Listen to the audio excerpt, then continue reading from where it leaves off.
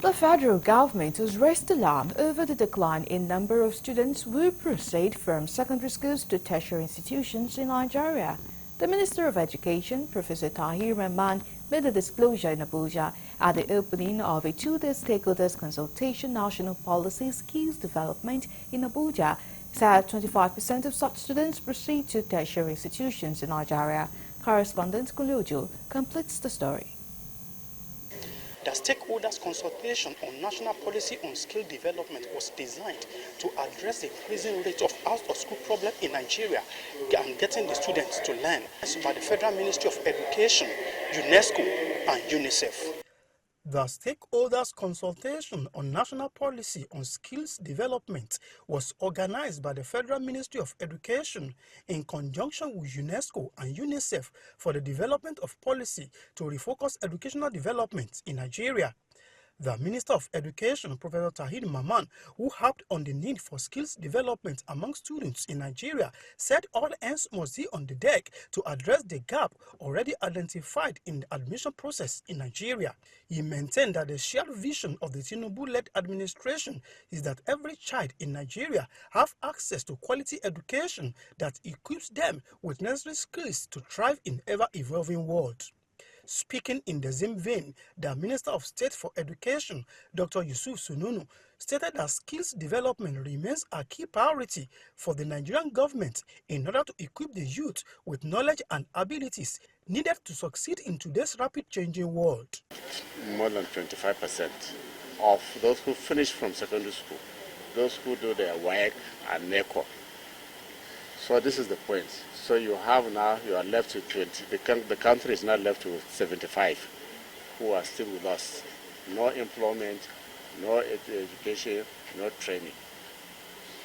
I hope you understand the math. Yeah, and you can see these are 2/3 of these young people who finish from secondary schools. So it's a serious problem. That's why even in motor parks, now something drops, there's a small fight, before you know it, you see hundreds of young people around you.